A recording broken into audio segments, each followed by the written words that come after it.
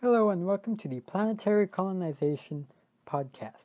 This podcast is meant to educate all members of the community on the possibilities and probabilities of planetary colonization. I'm your host, Aaron, and let us begin this marvelous journey through space. So many people often wonder, why do we need to go to another planet? Isn't Earth good enough?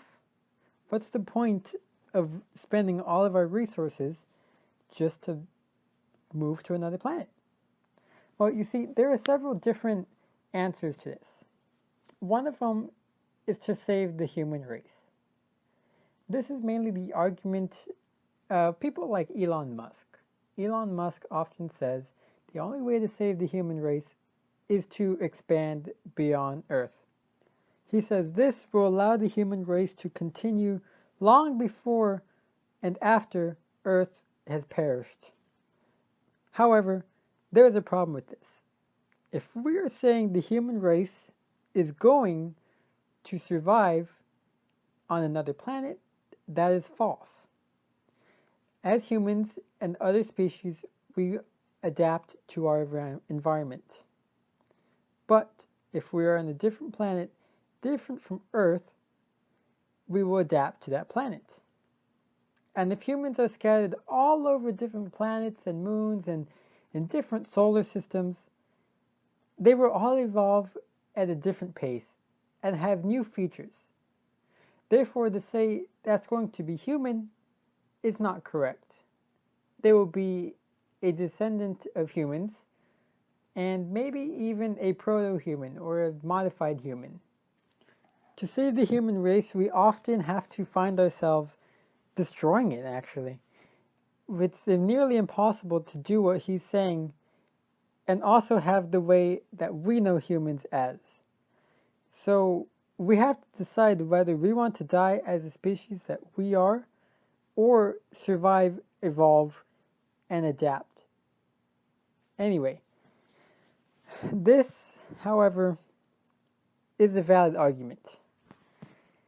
There's no way of saying we will survive for sure on another planet. But we know if we stay here on Earth, we are eventually going to die. And why are we going to die? Well, we're killing ourselves, to be honest. Mainly due to climate change. So I know you're tired of listening to people say climate change this and climate change that, but it's true. Climate change is the biggest problem known to man right now. And we can't wait any longer to solve it. So when people say, what's the rush to colonize another planet? It's because they're saying we need to go to another planet, or not. If not, we're going to die here on Earth because we are slowly killing ourselves. Now you may say, Aaron, how are we killing ourselves? I don't do anything. I drive a very fuel efficient car. I recycle water bottles and don't use aluminum cans, and if I do, I recycle those. Well, that's good. You're contributing to, saving the environment. But not everybody's like that. We do spend a lot on fossil fuels. The fossil fuels such as coal, natural gas, and oil.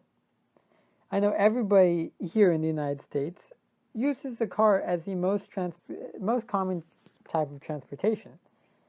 And nobody really seems to walk unless you're in a major city. And even then, you still see cars and traffic everywhere. So what happens with these fossil fuels and these cars? Well, they often let off carbon monoxide or carbon dioxide, both of which are destroying the ozone layer, in an effect known as the greenhouse effect. This is very detrimental to the human race because it takes away our air supply. And humans and cars are the main cause of this. But then we also have things like factories. I know everybody says manufacturing jobs are the best ones, but those are the largest polluters. Everybody thinks these jobs are more important, but then you have to realize at what cost do we have to have these jobs? We're dumping things in rivers and oceans. We often pollute the air, and a lot of the trees around there are no longer growing or they've mutated into this weird sort of tree. Fossil fuels has become a large part in what's holding us back and what's harming the environment. Now, I'm not going to tell you you should ride your bike everywhere because I know you're probably not going to do it, and it's highly impractical if you live far away or if you're a commuter to work.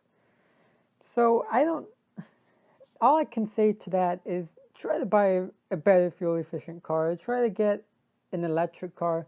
I know even electric cars, you're still getting the electricity, and most electric companies do use fossil fuels to create the electricity.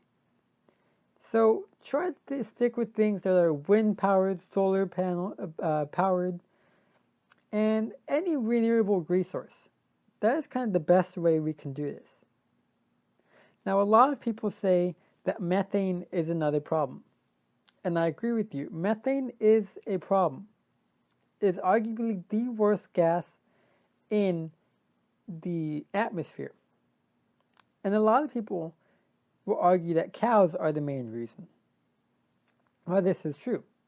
Cows do have methane, but so do all the other creatures. If you're not familiar with methane, it's basically a fart. So when these cows are eating, they, of course, will pass their gas. And this will in turn go into the atmosphere and stay there.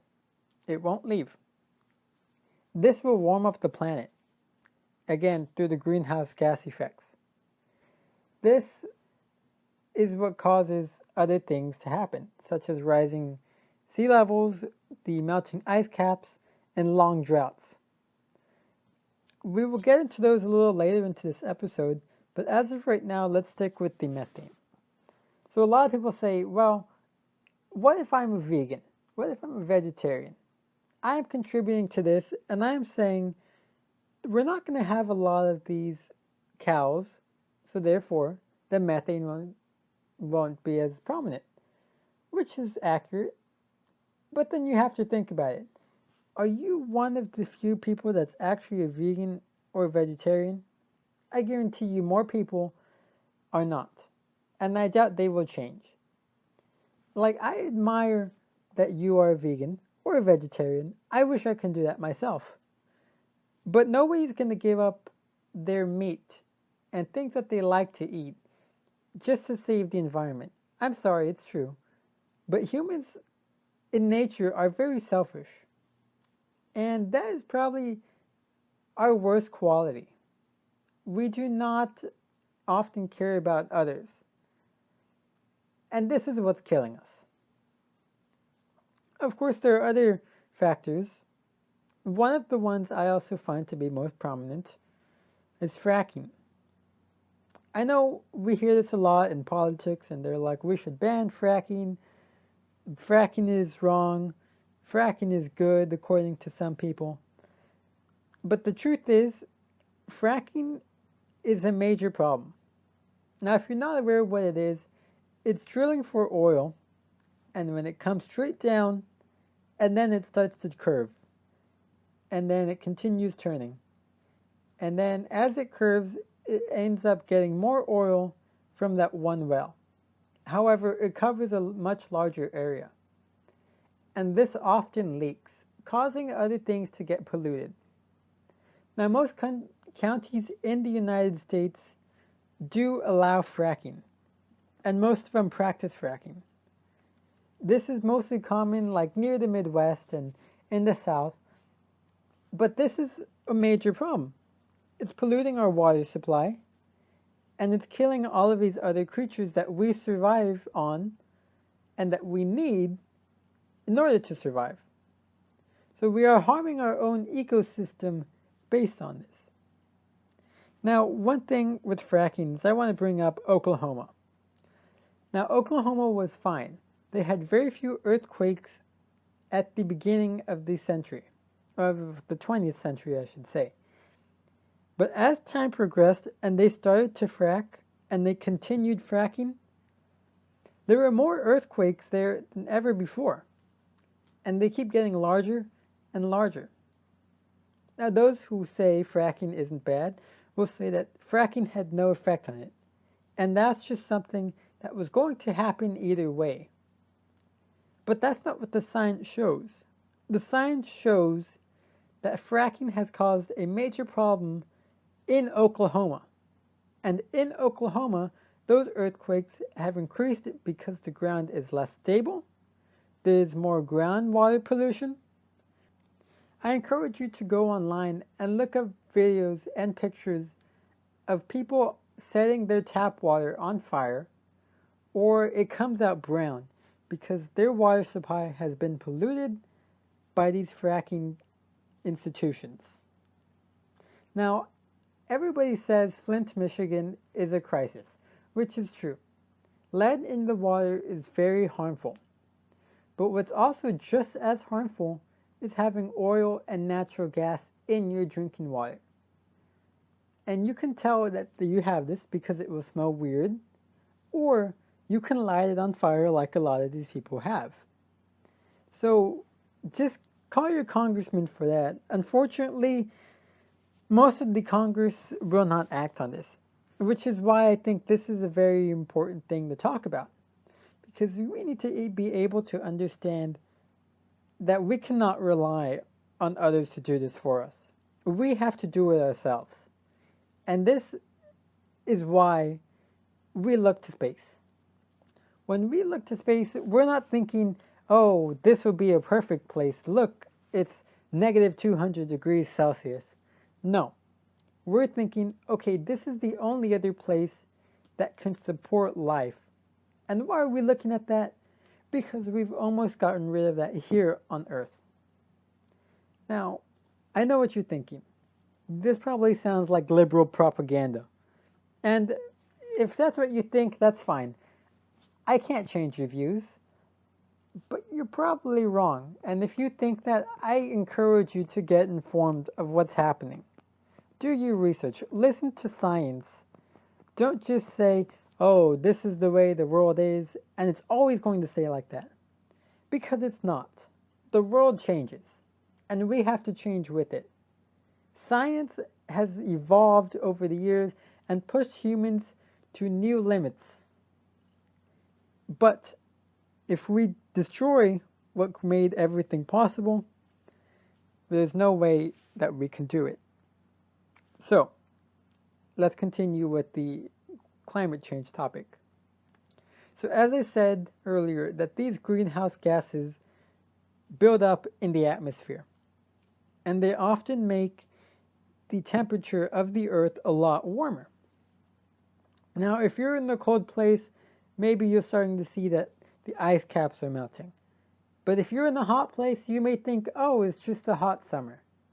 I know here where I live, in the summer it can get around to 104 degrees, 105 degrees, and in the winter it'll be around 80 degrees, and that is considered cold for everybody. So what's happening with these rising temperatures is it often leads to rising sea levels. Now I know what you're thinking. Nobody cares about sea levels. I don't live near a beach. But think of all the people that do. Okay, think about the global trade. I know if you think, oh, America first, and we should only rely on America, probably won't care about this. But if you think that everything is important and all humans have an equal value of life, then you should care. Because the truth is, most people live by the coast, and all major cities happen to be near a coast. And if the sea levels rise, that means more flooding, more damage, and can result in people dying. Now, luckily for us, the Obama administration passed a law that said all new buildings have to be raised if they are by the sea. And that way when it rises, they're still safe. However, the Trump administration has repealed this, and it was repealed back in 2017. This is the biggest mistake we've ever made. The president is no longer listening to the people, he's no longer listening to science, and he is no longer listening to reason. He made a big mistake last year when he pulled out of the Paris Climate Agreement. He said that it asked too much of the United States. All it asks of the United States is to create its own limit, create its own goal. There's no requirement for it. It was very loose. It just said, do what you feel is good for you. And every country in the world but three has agreed to this. I think that is outrageous. And I think come 2020, we need to show people what it is. And with this rising sea levels, what happens is the oceans start to warm up. And let me tell you what happens when the ocean starts to warm up. All of the creatures in there, the fish, the whales, the turtles, and all of your favorite creatures will die. And you may not think, oh, that's not important. It's not like anybody survives or lives on those fish. Well, that's not true. The majority of the world survives on the oceans. The oceans are our biggest food source. So if you don't care that the oceans are rising and they're warming up, then you obviously don't care for your own sake, because the oceans are the most important thing in this world. They're the reason why there's life, and all life on the land has originated from those oceans. And they're the only way that they have been sustained for as long as civilization has. Okay, now another problem that we have is extreme drought, and this is also caused by climate change. And what it is it just is a lack of rainfall in a specific area. I know where I live, we don't have a lot of rainfall. Okay, it's like every couple of months we get a few drops here and there, and that's it for the year. Now, this is a very harmful thing, because another way that we get food is through crops. That's also the way we raise our livestock. And if we do not have the water that we need to grow these crops, then we can't eat either. So this is destroying another food source that we have. Now, I know everyone likes food, so to destroy something that you need is just idiotic to me. And I don't see why we're not doing more about this. And I highly encourage you to please do anything you can to save the environment. Now, with these, another effect of global warming and climate change are harsh storms.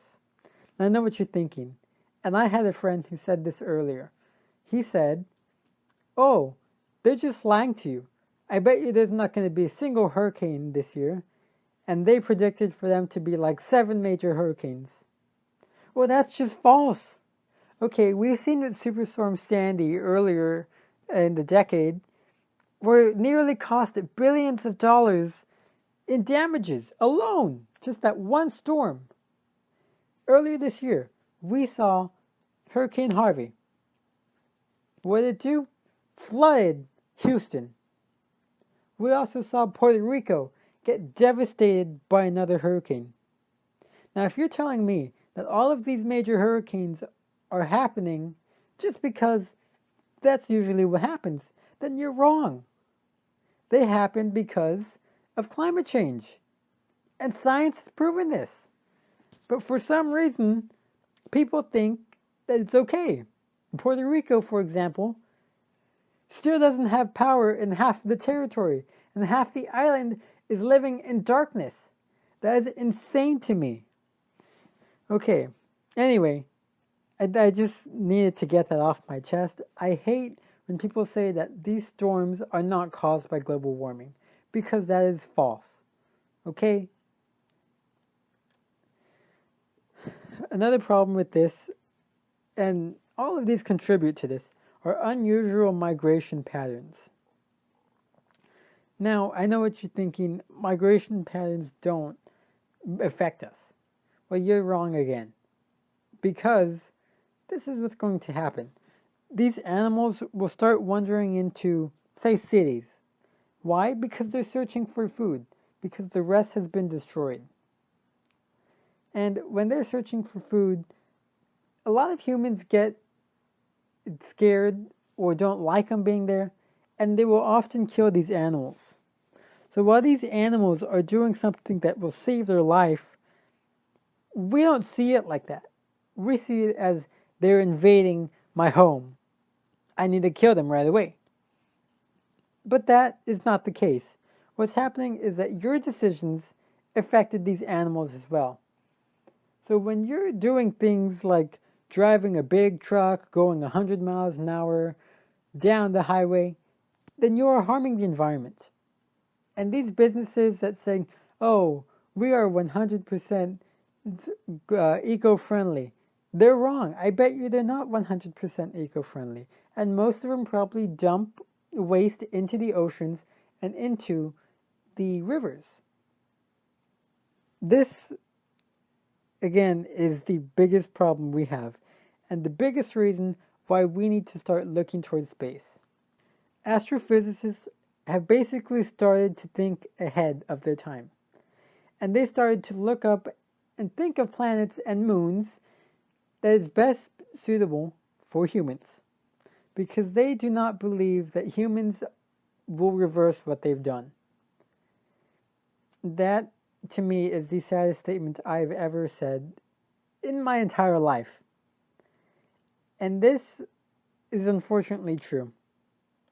When I started researching this, I thought we can reverse it. And we still can, but it has to be on a large scale. It can no longer just be one or two of us. And this, to me, was just devastating. Because we do not have the technology to fully colonize a new planet, or to make sure it's suitable for everybody in the world. Not to mention all of the other things that we look at, say Mars, Europa, or Titan, or even the moon, they will not be able to hold everybody on Earth. All of these are smaller than Earth itself. So when we say this is the best way, that's just devastating. That this research and this study has basically given up on mankind. Now, I know not all astrophysicists will say this, and they will say that we can still do what we need to do to save Earth and live long enough to where we can actually go to another planet. That is correct. And I do agree with them there, that we should try to do the best to stay on Earth. Because all of those have their flaws, and we will get to them later on in the series. Don't get me wrong. But please, start thinking about what you're doing. You are harming several things. Your effects have major repercussions that you don't really think of until it's too late. Before I go, I would like to say thank you so much for joining me today as we discuss the reasons for planetary colonization. I greatly appreciate you staying all the way to the end, even with my yelling and ranting and honestly just rambling on things I'm very passionate about. If you have any questions on today's discussion or have any additional comments on anything I missed or any suggestions for future topics, please write them down in the comments and I may respond to them, or I will feature them in the next podcast where I will answer those questions. I look forward to having you back on the next episode, and don't forget to look up and stay curious.